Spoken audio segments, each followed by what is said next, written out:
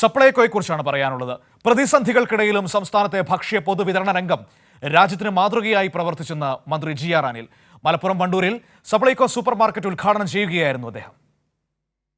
കടുത്ത സാമ്പത്തിക പ്രയാസങ്ങളുണ്ടെങ്കിലും സംസ്ഥാനത്തെ ഭക്ഷ്യ പൊതുവിതരണ രംഗം രാജ്യത്തിന് മാതൃകയാണ്.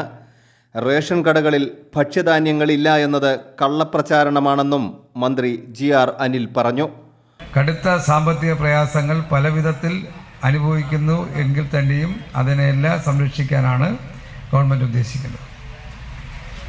ഒരുപാട് വാർത്തകൾ ഇടയ്ക്ക് പത്രങ്ങളിലെ വാർത്ത എന്ന് പറഞ്ഞാൽ റേഷൻ കടയിൽ ഒരു സാധനവും ഇല്ലെന്നാണ്. എന്തൊരു കള്ള പ്രചരണമാണെന്നറിയാമോ? ആ വാർത്ത വായിക്കുന്ന ആളുകൾ അത് കേട്ടുകൊണ്ട് ആരോടെങ്കിലും പ്രതികരിച്ചാലുള്ള സ്ഥിതി എന്തായിരിക്കും? മലപ്പുറം ജില്ലയിലെ വണ്ടൂരിൽ സപ്ലൈകോ സൂപ്പർ മാർക്കറ്റ് ഉദ്ഘാടനം ചെയ്ത് സംസാരിക്കുകയായിരുന്നു മന്ത്രി.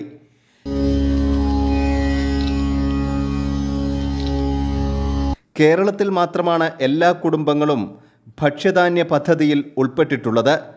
രാജ്യത്തെ പൊതുവിതരണ രംഗം പരിമിതപ്പെടുത്താനാണ് കേന്ദ്രം ശ്രമിക്കുന്നതെന്നും മന്ത്രി പറഞ്ഞു.